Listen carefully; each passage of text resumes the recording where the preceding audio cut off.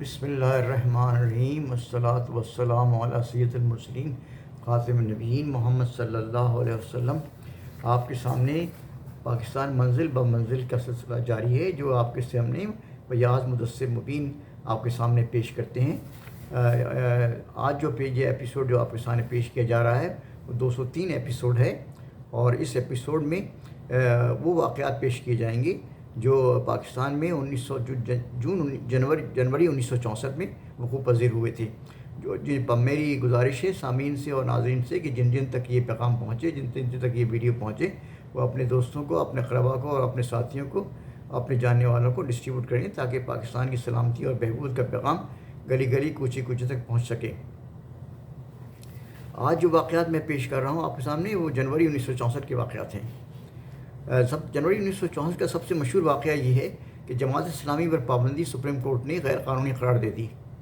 6 جنوری 1964 کو ایوب خان نے ملک دشمن سرگرمیوں میں ملوث ہونے پر کے الزام میں پاکستان کی سب سے بڑی سیاسی جماعت اور سب سے بڑی مذہبی جماعت اسلامی کو غیر قانونی قرار دے دیا، اور اس کے مرکزی سیکرٹری رہنماؤں مولانا ابوالعلا مودودی اور میاں طفیل محمد کو ان کے علاوہ سمیت مرکزی مجلس مشورہ کے تمام ارکان کو گرفتار کر لیا گیا۔ جماعت اسلامی نے حکومت کے اس آمرانہ اقدام کے خلاف عدالت عالیہ یعنی سپریم کورٹ میں رٹ دائر کر دی، جس کے نتیجے میں 9 مہینے کے بعد 25 ستمبر 1964 کو سپریم کورٹ نے جماعت اسلامی کو بحال کرنے کا حکم جاری کر دیا، اور حکومت کو جماعت اسلامی کے تمام رہنماؤں کو رہا کرنا پڑا۔ اس وقت ملک میں بھارت میں صدارتی انتخابات کے لیے مہم شروع ہو چکی تھی۔ جماعت اسلامی کی بحالی سے اس مہم کو بہت تقویت ملی، اور جماعت اسلامی نے بھی صدارت کے عہدے پر انتخاب لڑنے کے لیے محترمہ فاطمہ جناح کی حمایت کا اعلان کر دیا۔ جنوری 1964 کا ایک مشہور واقعہ کہ پاکستان اور برما کے درمیان سرحدی معاہدہ ہوا۔ 22 جنوری 1964 کو پاکستان کے وزیر خارجہ ذوالفقار علی بھٹو اور برما کے وزیر خارجہ اوتھی ہان نے کولمبو میں سرحدی معاہدے پر دستخط کر دیے۔ اس سرحدی معاہدے کے ذریعے برما اور مشرقی پاکستان کی سرحدوں کے بارے میں جو موجود اختلافات تھے وہ دور کر دیے گئے۔ جنوری 1964 کا ایک مشہور واقعہ یہ ہے کہ Aftab Javed British amateur squash champion بن گئی۔ یہاں ذرا میں وضاحت کر دوں کہ جو لوگ 2 قسم کے میچز ہوتے ہیں، 2 قسم کی چیمپئن شپ ہوتی ہے، ایک اوپن چیمپئن شپ ہوتی ہیں اور ایک میچر چیمپئن شپ ہوتی ہیں۔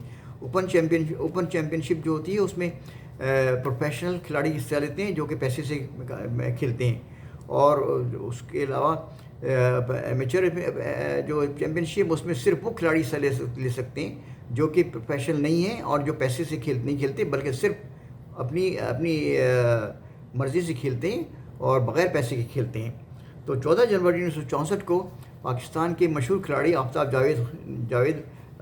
جاوید نے برٹش ایمیچر اسکواش چیمپئن شپ مصر کے کھلاڑی توفیق شیخ کو شکست دے کر جیت لی۔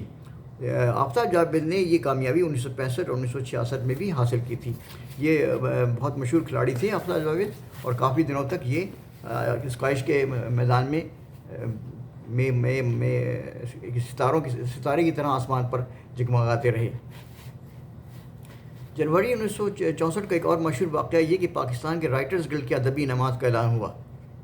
31 جنوری کو پاکستان رائٹرز گلڈ نے 1963 میں شائع ہونے والی اور تحقیقی کتابوں پر اعظم جی انعام اور داؤد ادبی انعام دینے کا اعلان کیا۔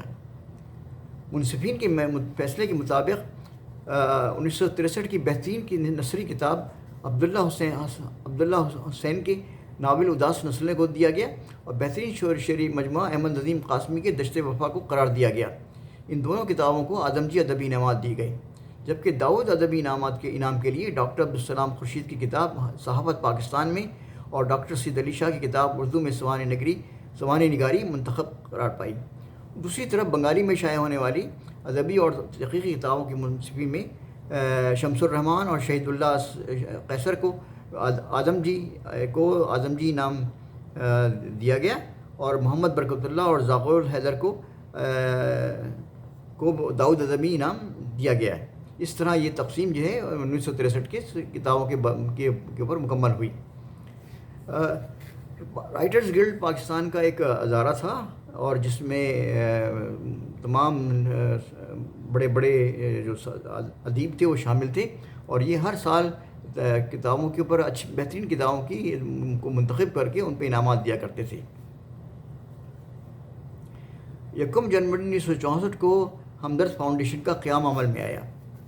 2 جنوری 1966 کو مغربی پاکستان نے بنیادی جمہوریت کے حکم کا ترمیمی آرڈیننس اور فرنٹیئر کرائمز ریگولیشن کا ترمیمی آرڈیننس منظور کر لیا۔ 2 جنوری 1964 کو ہی عالمی بینک نے تربیلا ڈیم اسکیم کا سرنو جائزہ لینے کے لیے تیار ہو گیا اور انہیں اس کے لیے مالی امداد کا وعدہ کر لیا۔ 3 جنوری 1966 کو ایوب حکومت نے جماعت اسلامی کے جریدے ترجمہ القرآن پر بغیر کسی وجہ کے اور بغیر کسی سبب کے 6 مہینے کے لیے پابندی عائد کر دی۔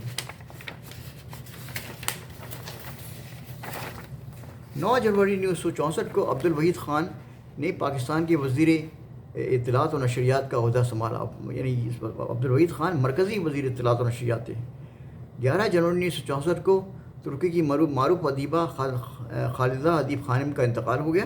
اس موقع پر پاکستان میں بہت شوق منایا گیا، اور خصوصاً پاکستان کے ادبی حلقوں نے اس میں بہت اس کی میں بڑی تعزیت کی اس کے سلسلے میں۔ 11 جنوری 1964 کو عبدالوحید خان پاکستان کنونشنل مسلم لیگ کے سیکرٹری جنرل بنا دیے گئے۔ یہاں یاد رکھے جائے کہ مسلم لیگ کے اس وقت 2 ٹکڑے ہو چکے تھے، ایک کونسل مسلم لیگ تھی جس کے سربراہ خواجہ ناظم الدین تھے، اور دوسری مسلم لیگ ایوب خان نے بنائی تھی جس کے سربراہ خود تھے۔ 12 جنوری 1964 کو خواجہ ناظم الدین دوبارہ بلا مقابلہ کونسل مسلم لیگ کے صدر منتخب ہو گئے۔ 12 جنوری 1964 کو ہی ایوان صدر میں شہری اعزازات کی تقسیم ہوئی، اور اس میں صدر نے 36 افراد کو اعزازات تقسیم کیے۔ 16 جنوری 1964 کو بھارت کے علاقے آسام اور تریمورہ میں شدید ترین مسلم فسادات ہوئی، اور پاکستان نے ان غریب مسلمانوں کی مدد کے لیے 75 لاکھ روپے کی امداد منظور کر دی۔ 15 جنوری 1964 کو وزیر خارجہ برما کے 4 روزہ دورے پر رنگون روانہ ہوئے۔ 20 جنوری 1964 کو الحاج عبداللہ ظہیر الدین اول لال میاں نے صحت، محنت اور سماجی بہبود کے وفاقی عہدے کا حلف اٹھایا۔ 21 جنوری 1964 کو پاکستان کے وزیر خارجہ نے رنگون میں بہادر شاہ ظفر کے مزار پر حاضری دی تھی۔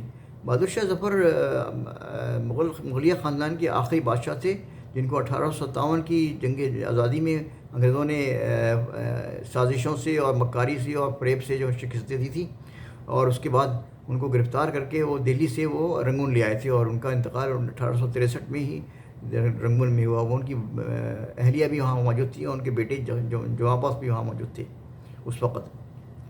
23 جنوری 1964 کو عبدالغفار پاشا اور یاسین بھٹو نے مغربی پاکستان کی کابینہ میں شامل ہوئے۔ 26 جنوری 1964 کو مولانا ابوالعلا مودودی نے ایوب خان کی جماعت اسلامی پر پابندی کے خلاف رٹ دائر کر دی۔ وہ غیر قانونی طریقہ تھا اور اس کی کوئی وجہ نہیں تھی۔ ایوب خان کی ذاتی ان کی خلش تھی ان کو، اور اس زمانے میں اپنے والد صاحب کے ساتھ رسبلا اسٹیٹ میں رہتا تھا۔ میرے والد صاحب وہاں تحصیلدار تھے، اور میں نے دیکھا تھا کہ یہ کہ ایوب خان کی گورنمنٹ کی طرف سے ایک سرکولر جاری ہوا تھا جس میں انہوں نے سرکاری ملازمین سے یہ عہد نامہ لیا تھا کہ وہ خود کسی جماعت اسلامی کے ممبر تو نہیں ہے، ان کے فیملی ممبر میں تو جماعت اسلامی کے کوئی ممبر تو نہیں ہے، وہ جماعت اسلامی کی کوئی مدد تو نہیں کرتے، جماعت اسلامی کی کوئی کتابیں تو نہیں پڑھتے آپ۔ یعنی اس قدر دشمن آزار پذاری تھی ایوب خان کی جماعت اسلامی کے ساتھ۔ افسوس کی بات ہے، مجھے اس وقت ہوش نہیں تھا زیادہ اتنا، میں چھوٹا سا طالب علم تھا 5ویں کلاس کا، لیکن اب سمجھ میں آتا ہے کہ یہ اصل میں وہ انتقامی کارروائی تھی ایوب خان کی جماعت اسلامی کے خلاف۔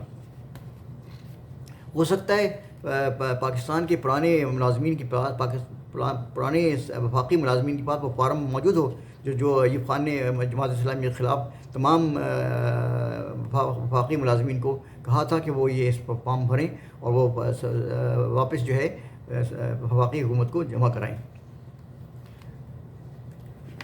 24 جنوری 1964 کو ہی مرکزی کابینہ نے سینٹرل انسپیکشن سروس کے قیام کی منظوری دے دی۔ 24 جنوری 1964 کو ہی پاکستان اور افغانستان کے درمیان نئے فوجی معاہدے پہ دستخط ہوئے۔ 27 جنوری 1964 کو ترقی اردو بورڈ اور پاکستان رائٹرز گلڈ نے بچوں کی کتابوں پر انعامات کے نتائج کا اعلان کیا۔ 28 جنوری 1964 کو پاکستان اور یوگوسلاویہ کے درمیان تبادلہ اشیاء کے دو معاہدوں پر دستخط ہوئے۔ یہ تبادلہ اشیاء کا معاہدہ کیا ہوتا ہے؟ یہ معاہدہ ایسا ہوتا ہے کہ اس میں چیز کے بدلے چیز دی جاتی ہے، یعنی آپ ہم سے چاول خریدیں، ہم آپ سے مشینری خریدیں گے۔ اس میں فورن کرنسی انوالو نہیں ہوتی، اس لیے جو غریب ملک ہیں یا جو زیادہ دولت مند نہیں ہیں، جن کے پاس فورن کرنسی زیادہ نہیں ہوتی، وہ اس معاہدے سے بہت فائدہ اٹھاتے ہیں۔ 9 جنوری 1964 کو قائد اعظم محمد جناح کے ذاتی معالج ڈاکٹر ریاض علی شاہ کی وفات ہو گئی۔ یہ ایک افسوسناک واقعہ تھا۔ یہ واقعات میں نے آپ کے سامنے جنوری 1964 کے پیش کیے ہیں۔ اللہ تعالیٰ سے دعا ہے کہ اللہ تعالیٰ پاکستان کی حفاظت فرمائے، اللہ پاکستان کو حفظ و امان میں رکھے، اللہ تعالیٰ پاکستان کو سلامتی میں رکھے اور پاکستان کو ترقی اور کامرانی عطا فرمائے۔ پاکستان پائندہ باد۔